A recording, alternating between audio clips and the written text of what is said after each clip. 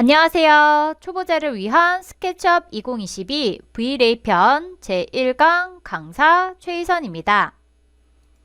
우리는 이번 시간부터 V레이 for SketchUp이라고 해서 스케치업이라는 프로그램에서 V레이를 사용하는 방법에 대해서 알아보도록 할 거예요.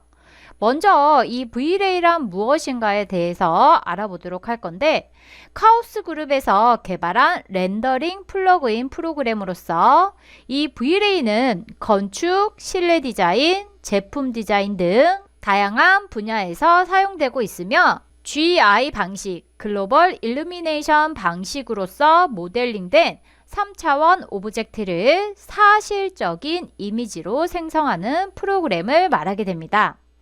V레이 for SketchUp은 스케치업과 완벽하게 호환이 되고 쉽고 빠르게 빛 환경, 사실적인 재질의 표현이 가능하게 하여 현재 교육과 실무 분야에서 활용도가 높은 장점을 가지고 있습니다. 라고 돼 있어요.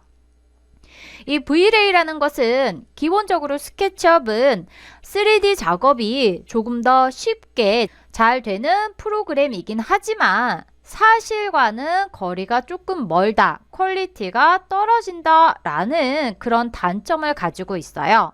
그래서 내가 모델링을 스케치업이라는 프로그램으로 쉽고 빠르게 하고 거기에서 재질이나 조명 등등의 적용을 V레이를 활용함으로써 퀄리티가 높은 사실과 가까운 사진을 찍은 것 같은 그런 결과물을 얻고자 할 때 사용을 하게 돼요.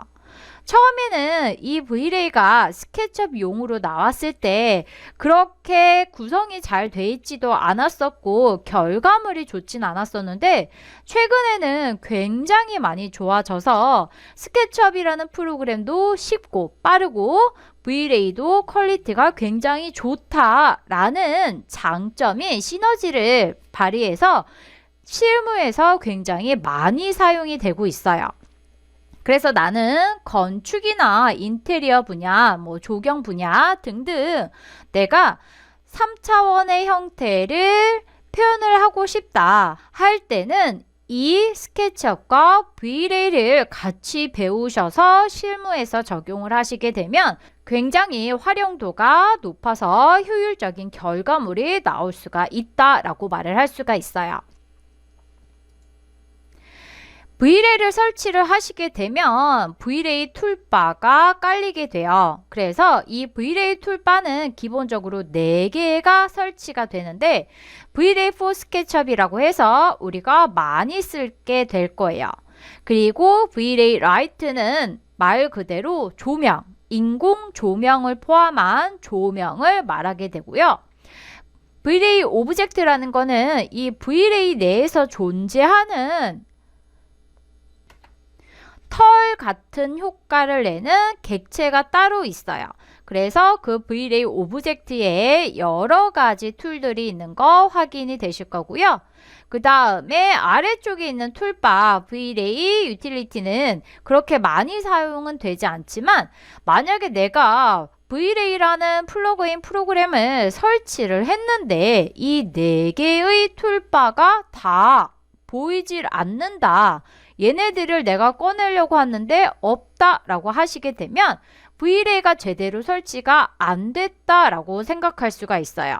그래서 먼저 내가 스케치업을 설치를 하고 V레이라는 플러그인을 설치를 했는데 툴바를 꺼내려고 보니 4개의 툴바가 없다라고 하시면 다시 재설치를 하는 거를 저는 추천을 해드려요. 그래서 먼저 우리 V레이의 이 V레이 for SketchUp이라는 가장 많이 사용이 되는 툴바에 대해서 공부해 보도록 할 거예요. 이 V레이 for SketchUp에서 우리가 정말 많이 사용할 툴이 제일 처음에 있는 Asset Editor라고 해서 재질, 조명, 지오메트리, 렌더링 등을 설정하는 Asset Editor 툴이 이 제일 첫 번째 툴이 돼요. 그리고 그 오른쪽에 주전자 모양의 툴이 있어요. 주전자 모양의 툴은 렌더라고 해서 재질의 반사나 조명, 빛의 확산 등을 계산하여 사실과 같은 이미지를 제작한다 라고 돼 있어요. 우리가 사용하는 이 스케치업이라는 프로그램의 공간은 3차원 형태의 공간이에요. 내가 가상의 3차원의 형태의 공간에다가 3D 형태의 3차원의 모델링을 해주고 조명도 만들어주고 기타 등등 작업을 해서 결국 내가 얻고자 하는 것은 이미지 형식, 2D 형태의 한 장의 이미지, 한 장의 사진이다 라고 생각해 주시면 되는데 그 한 장의 사진을 만들어낼 때 렌더라는 작업을 해서 재질이나 반사나 조명이나 빛의 그런 연산값들을 계산을 해서 한 장의 이미지로 만들어 주게 되는 거예요. 그래서 이 V-Ray에서 주전자 모양으로 렌더의 아이콘이 거의 고정이 되어 있는데 보면 제가 버전을 계속 윗버전, 새로 나온 버전을 확인해보고 또 새로 나온 버전을 확인해봤을 때 주전자 모양이긴 한데 주전자 모양이 약간 조금씩 바뀌더라고요. 그래서 지금 제가 사용하고 있는 버전에서 주전자 모양이 조금 더 귀엽고 통통하게 바뀌었어요.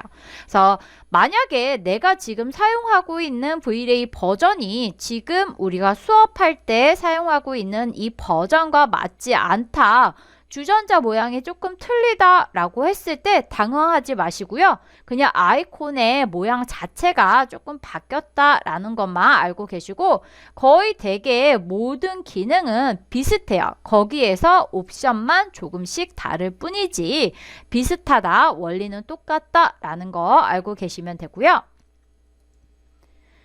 이 지금 보고 있는 대화 상자가 V-Ray 어셋 에디터 대화 상자예요. 여기에서 먼저 우리가 설정을 하게 돼요. V-Ray는 내가 처음에 기본값을 어떻게 설정하느냐에 따라서 결과물이 달라지게 되는데 우리가 여기에서 가장 먼저 확인을 해볼 부분은 여기 GI 부분이에요. 글로벌 일루미네이션이라고 해서 보시면 프라이머리 레이, 그 다음에 세컨더리 레이라고 해서 GI 방식이라는 거는 기본적으로 조명이나 그 다음에 인공 조명 등등 빛의 값을 계산을 할 때 이 스케치업은 직접 광만 계산을 하게 되는데 실제에서의 환경은 간접 광도 같이 계산을 하게 돼요. 직접 광이라는 거는 내가 만약에 사과가 하나 있어. 걔를 테이블 위에다가 올려놨는데 내가 거기에다가 빛을 주게 되면 내가 사과에 빛을 받아서 보이는 사과의 색깔만 보게 되는데 사실에서는 그 사과의 색깔은 탁자에 약간 묻어나기도 하고 탁자에서 반사되는 빛이 거꾸로 사과에 묻어나기도 해요. 쉽게 말하면 간접광은 그렇게 서로의 빛이, 서로의 색깔, 표면의 이미지 등등이 묻어나는 거를 말하게 되는데 그 값까지 같이 계산을 하는 게 GI, 글로벌 일루미네이션 방식이라고 해요.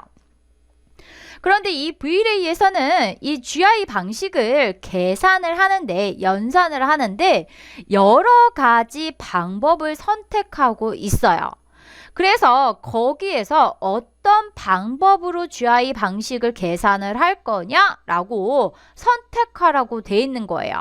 그래서 첫 번째 장치, 두 번째 장치라고 해서 첫 번째로 이 방법, 두 번째로 이 방법 해서 그 연산하는 방식, 연산하는 장치를 선택하라고 하는데 가장 대중적으로 많이 쓰이는 게 이러디언스 맥과 라이트 캐시예요.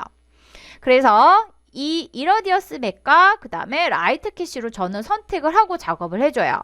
얘네들이 조금 더 결과물이 빠르고 그리고 조금 더 사실과 가까운 내가 원하는 이미지에 많이 부합하기 때문에 저는 이 방식을 선택하게 되고요. 그 다음에 쭉 오시다 보면 이제 스카이라고 해서 사이즈 멀티플레이어, 그 다음에 스카이 모델, 그 다음에 털비티라고 해서 대기 그리고 그림자 등등을 조절을 하게 돼요. 사이즈 멀티플라이어라는 부분은 쉽게 말하면 그림자의 경계 부분을 어떻게 처리해 줄 거냐, 좀 더 부드럽게 처리해 줄 거냐, 아니면 조금 더 또렷하게 경계 부분을 조금 더 날카롭게 표현을 해줄 거냐 라고 묻게 되는 거예요. 그래서 저는 수치값을 이 정도로 놓고 표현을 하고요. 이 3차원 프로그램에는 정답은 없어요. 모든 2D의 이미지도 정답은 없듯이 수학 공식처럼 이게 맞아요, 이게 맞아요 라는 건 없어요. 나는 적정한 수치 2로 작업을 했다가 나는 조금 더 경계가 날카로웠으면 좋겠어, 아니면 좀 더 부드럽게 됐으면 좋겠어 라고 하시면 수치를 조절해 주시면 되고요.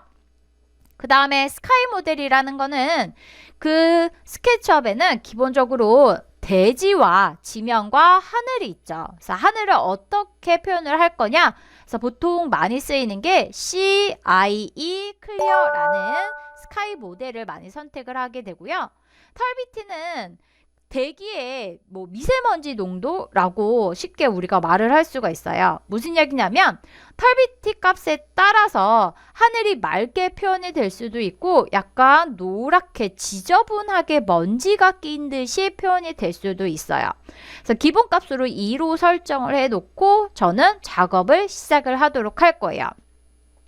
앞서 말했지만 이 모든 수치값들은 처음에 이렇게 하고 시작을 일단 하겠습니다 라는 거지, 나중에 최종 결과물에 따라서 본인이 원하는 느낌을 표현하고자 할 때 이런 설정값들을 조절을 해 주실 수가 있어요. 그리고 VFB 히스토리라고 해서 우리가 아까 전에 렌더라고 해서 3차원 형태의 결과물을 2D 이미지 형식으로 표현을 한다라고 했는데 그 2D 이미지 형식으로 표현이 된 거를 내가 저장 시켜줄 수가 있게 돼요. 왼쪽이 그 히스토리라는 부분인데 지금 제가 2개의 장면을 저장을 한 거예요. 렌더링 걸어놓고 하나 저장, 또 렌더링 걸어놓고 하나 저장을 해서 이렇게 렌더 걸어놓고 그 장면들을 저장을 하는 이유는 비교를 하기 위해서 저장을 하는 거죠. 그냥 이 스토리가 없이 메인 화면에서만 내가 확인을 하다 보면은 이 전의 수치값과 그 다음의 수치값의 변화에 따라서 어떻게 결과물이 바뀌었는지 잘 안 보일 수도 있고 헷갈릴 수도 있기 때문에 그 부분을 저장을 시켜놓고 비교를 하게 되는 거예요. 그게 VFB 히스토리라고 해서 설정값을 내가 얘를 사용하겠다라고 설정을 해놓으면 이렇게 좌측에 내가 저장하는 거에 따라서 장면을 확인할 수 있다라는 것까지 우리가 배워보도록 할 거예요. 그러면 먼저 스케치업에서 확인을 해보도록 할게요. 스케치업 화면이고요. 우리 툴바를 먼저 확인을 한다고 했어요. 스케치업에 V레이를 설치를 하시고 이 툴바 4개가 있는지 확인을 해주시는데 툴바는 상단에 있는 툴바, 메인 툴바에서 빈 공간에서 마우스 오른쪽 버튼 클릭해 주시게 되면 툴바 목록이 뜨게 되고 알파벳 순이에요. 아래로 쭉 내려오시게 되면 V레이라고 해서 툴바 4개의 체크박스 체크가 돼 있어야지 이렇게 화면상에 나타나게 되겠죠. 저는 일단 모두 다 꺼내놓고 작업을 해보도록 할 거고요. 이렇게 4개가 다 꺼내져 있다라고 하시면 먼저 어셋 에디터부터 확인을 해보도록 할 거예요. 이 Vray for SketchUp이라는 툴바에서 가장 좌측에 있는 애가 어셋 에디터라고 해서 클릭하시게 되면 보시는 것처럼 Vray 어셋 에디터라는 대화 상자가 뜨게 될 거예요. 먼저 이 Vray 어셋 에디터는 구성이 좀 복잡하게 돼 있어요. 상단에 있는 아이콘들이 여러 개가 있는데 첫 번째가 매터리얼, 재질, 두 번째가 라이트, 조명, 그리고 세 번째가 지오메트리, 그 다음에 네 번째가 렌더 엘리먼트, 그 다음에 다섯 번째가 텍스처, 그리고 톱니바퀴가 세팅, 렌더, 그리고 V-Ray 프레임 버퍼라는 아이콘으로 구성이 되어 있어요. 먼저 내가 재질만 확인하고 싶다라고 하시면 이렇게 재질만 클릭해서 재질 아이콘만 파란색으로 설정이 되어 있으면 그 아래쪽에 재질의 목록이 뜨게 되고요. 라이트를 사용할 거다 라이트를 클릭하시게 되면 이렇게 라이트의 목록이 뜨게 되는 거 확인이 되실 거예요. V-Ray 어셋 에디터는 내가 원하는 설정 값들을 클릭해서 이렇게 확인을 해 주실 수가 있는데 이 V-Ray 어셋 에디터는 대화 상자가 양쪽의 좌우에 확장을 시켜서 확인을 해줄 수가 있어요. 먼저 왼쪽에 화살표를 클릭하시게 되면 이렇게 브라우저 매터리얼인 코스모스라고 해서 코스모스 매터리얼 라이브러리 대화 상자가 열리게 되고요. 오른쪽 화살표를 클릭하시게 되면 이 부분은 거의 내가 좌측에서 선택한 재질이나 라이트나 세팅 값들이 확장돼서 나온다라고 생각해 주시면 돼요. 자, 일단 처음에는 이 코스모스는 나중에 배우도록 할 거니까 좌측에 코스모스 라이브러리는 다시 숨겨주도록 하고요. 오른쪽 화살표만 확장시켜서 확인을 좀 해보도록 할 거예요. 우리 먼저 세팅을 해주도록 할 건데요. 세팅을 하실 때는 어셋 에디터에서 여기 톱니바퀴 모양의 세팅을 클릭해 주시면 보시는 것처럼 세팅 메뉴가 뜨게 되는 거 확인이 되실 거예요. 먼저 글로벌 일루미네이션 줄여서 GI라고 부르게 돼요. 화살표를 클릭하셔서 확장을 시켜주시게 되면 내가 어떤 엔진, 어떤 장치를 쓸 거냐라는 거를 선택을 하게 되는데 기본 값은 프라이머리 값이 브루트 포스로 되어 있고요. 세컨더리가 라이트 캐시로 되어 있어요. 그래서 브루트 포스를 써도 되긴 되는데 저는 브루트 포스보다는 이러디언스 맵을 V-Ray 사용자들이 좀 많이 쓰는 편이에요. 3D Max에서도 V-Ray라는 플러그인을 사용할 수가 있는데 3D Max에서도 보통 이러디언스 맵을 많이 사용을 하게 되고 그 다음에 이 스케치업에서도 이러디언스 맵을 많이 사용해요. 물론 이거는 개인의 취향이긴 하지만 가장 대중적인 이러디언스 맵의 짝꿍은 라이트 캐시예요. 물론 나는 다른 애를 선택해도 되지만 라이트 캐시를 선택했을 때 결과물이 조금 더 빠르고 조금 더 좋게 나온다라는 거를 확인해 주실 수가 있고요. 그 아래로 내려오셔서 뭐 이러디언스 맵의 설정값들, 라이트 캐시의 설정값들을 조절할 수 있긴 하지만 기본 값으로 일단 사용을 해보도록 할 거고요. 그 다음에 좌측으로 다시 오시면 여기 environment라고 해서 environment 우리말로 하게 되면 환경이란 뜻이 되겠죠. environment 클릭해서 열어주시게 되면 여기에 백그라운드, 배경을 어떻게 처리할 거냐라고 물어보게 돼요. 이 백그라운드에서 경로 버튼, 텍스처 슬롯이라고 해서 얘를 클릭하시게 되면 보시는 것처럼 environment sky라고 해서 이 그림자 부분이나 하늘이나 또는 대기의 상태를 조절하는 스카이 메뉴가 나타나게 돼요. 아래로 내려오시게 되면 여기에 사이즈 멀티플라이어 값 있는 거 확인이 되시죠? 제가 교환해서 사이즈 멀티플라이어 값은 뭐라고 했어요? 그림자의 경계를 설정한다 라고 했어요. 이 그림자의 경계가 1로 돼 있는데 얘를 나는 조금 더 부드럽게 하기 위해서 2로 설정을 해주도록 할 거고요. 엔터. 꼭 2로 설정하지 않아도 돼요. 나중에 최종 결과물에 따라서 설정값을 바꿔주면 되기 때문에 꼭 설정을 미리 바꾸지 않아도 된다. 그리고 아래쪽에 내려오시면 스카이 모델이라고 해서 스카이 모델은 뭐냐면 이 대기의 상태에서 내가 하늘, 스카이 말 그대로 스카이 모델을 어떻게 표현할 거냐라고 물어보는 거예요. 그래서 이 CI 클리어를 선택하게 되면 조금 더 맑고 깨끗한 느낌이 나게 되고요. 그리고 털비트는 대기의 흐림 정도, 이 수치값에 따라서 하늘이 약간 탁하게 미세먼지 낀 것처럼 탁하게 보일 수도 있고 또는 맑게 보일 수도 있다고 했어요.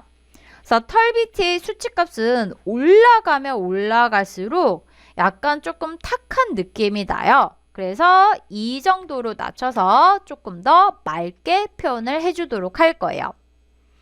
이렇게 해서 내가 모든 설정값, 일단 기본 세팅을 바꿨다 라고 하시면 렌더링을 한번 걸어보도록 할 거예요. 내가 렌더를 걸어줄 거다 라고 하시면 여기 V-Ray4 스케치업에서 세 번째 있는 주전자 렌더 모양의 아이콘을 클릭하시게 되면 보시는 것처럼 V-Ray 프레임 버퍼라고 해서 이 결과물, 지금 보고 있는 장면의 결과물이 나타나게 되는 거 확인이 되실 거예요. 정확히 내가 어떤 장면을 이렇게 맞춰줘서 렌더를 걸어줄 거다라고 하시면 오른쪽에 디폴트 트레이에서 저는 가장 쉬운 방법으로 씬을 추가를 해놔요. 이렇게 씬을 추가를 해놓고 시점을 돌렸다가 다시 씬 맞춰주고선 거기에서 주전자 모양의 렌더 클릭해서 렌더 걸어서 이렇게 지면과 그 다음에 하늘 그리고 대기의 상태 등등을 확인해 줄 수가 있어요. 이렇게 해서 우리가 렌더를 걸어 주실 수가 있는데 꼭 이 툴바에 있는 렌더 아이콘을 사용하지 않고 어셋 에디터 보시게 되면 여기에 오른쪽에서 두 번째 렌더 위드 V-Ray 있어요. 이 렌더도 내리마사표 눌러보시게 되면 여러 개의 렌더가 있어요. 실시간 렌더도 있고 뭐 클라우드 렌더도 있긴 한데 일단 우리는 기본 렌더, 그냥 내가 이 장면만 바로 클라우드 사용 안 하고 렌더 할 거야. 렌더 위드 V-Ray 클릭해 주시게 되면 이렇게 렌더가 걸리게 되는 거 확인이 되실 거고요. 좌측에 있는 부분이 히스토리라고 해서 내가 지금 렌더 걸었던 이 장면을 저장을 시켜서 비교를 할 수 있다고 했었죠. 근데 왼쪽에 히스토리 부분 보시게 되면 상단에 있는 아이콘들이 전부 다 비활성화되어 있는 거 확인이 되실 거예요. 얘네들이 색깔이 컬러로 나와서 활성화가 돼 있어야지 히스토리를 쓸 수가 있는데 그 히스토리를 쓰는 방법은 이 V-Ray 프레임 버퍼 상단에 보시면 메뉴가 있어요. 옵션이라는 마지막 메뉴를 클릭해 주시면 VFB 세팅이라고 해서 V-Ray 프레임 버퍼 세팅 창을 열어줄 거냐 클릭해서 열어주시면 마찬가지로 설정하는 방법이 탭별로 여러 개로 구분이 되어 있는데 여기에서 히스토리를 선택해 주시고 나는 얘를 사용할 거야. 이네이블 체크박스 체크해 주시고 지금 저는 기본적으로 경로 값을 이미 설정을 해놨어요.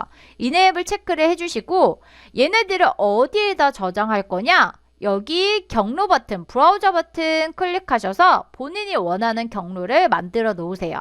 저는 지금 우리가 스케치업 2022 V-Ray라는 폴더에다가 이미 만들어 놨어요. 그래서 폴더를 하나 거기에다 만들어 놓으시고 체크박스 체크가 되어 있으면 보시는 것처럼 이렇게 이네이블 하고 세이브 에즈 앤 클로즈 하시게 되면 보시는 것처럼 이렇게 여기 이 아이콘들 활성화되는 거 확인이 되시죠. 이미 제가 기존에 사용을 한번 해봤기 때문에 이렇게 장면들이 만들어져 있는 거 확인이 되실 거예요. 일단 불필요한 거 지워주고 불필요한 거 지워주고 이 히스토리를 내가 사용을 할 수 있어 라는 것까지 우리 확인을 해봤어요. 됐나요? 먼저 스케치업을 사용하셨을 때는 기본적으로 스케치업 자체가 간단해요. 인터페이스 자체가 간단하고 모델링 자체도 간단하기 때문에 좀 쉽다라는 느낌이 있는데 V-Ray는 상대적으로 조금 더 어려워요. 복잡하고 내가 설정해야 되는 수치값들이 좀 더 많아요. 그래서 수업을 들으실 때 일단은 제가 어떤 경로에 어떻게 가는지 화면 구성, 세팅은 여기 있고 그 다음에 GUI는 여기 있고 스카이 조절하려면 인바이러먼트에 백그라운드에 브라우저 버튼 클릭하고 들어가면 여기에 있다. 구성이 좀 복잡하다. 그래서 그 구성을 잘 기억해 두시는 것부터 시작하시는 게 좋아요. 그럼 이렇게 해서 우리 V-Ray for SketchUp 2022 제1강은 여기까지 하도록 하겠습니다. 수고하셨습니다.